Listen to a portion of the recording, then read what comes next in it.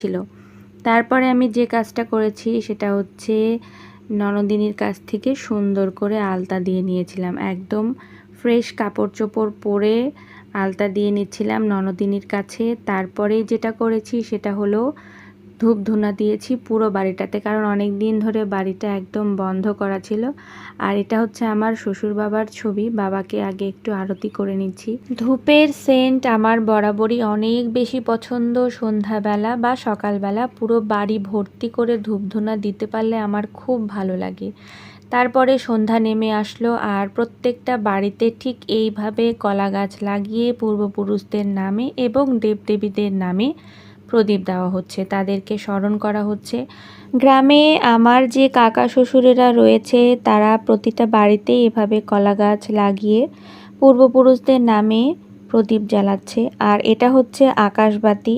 দামোদর মাসে এই প্রদীপটা আকাশের উদ্দেশ্যে উন্মুক্তভাবে জ্বালিয়ে দেওয়া হয় প্রত্যেকটা দিন। দামোদর মাসের প্রত্যেকটা দিনে এই আকাশ প্রদীপটা একদম উপরে জ্বালিয়ে দেওয়া হয়, মানে আকাশকে উদ্দেশ্য করে। এটা হচ্ছে একটা বড় লম্বা বাঁশ লাগিয়ে দেওয়া হয় উঠানের মাঝখানে, আর একটা করে প্রদীপ এভাবে প্রজ্বলন করা হয় প্রত্যেকটা দিন সন্ধ্যাবেলা।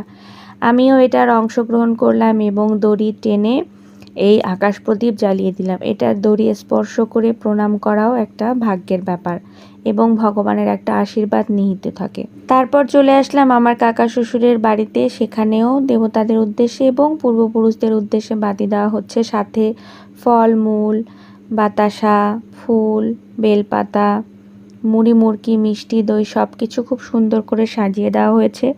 আর এখানে সুপ্তির বাবা, বাবা, ঠাকুমা এনাদের উদ্দেশ্যে প্রদীপ জ্বালিয়ে দিচ্ছেন।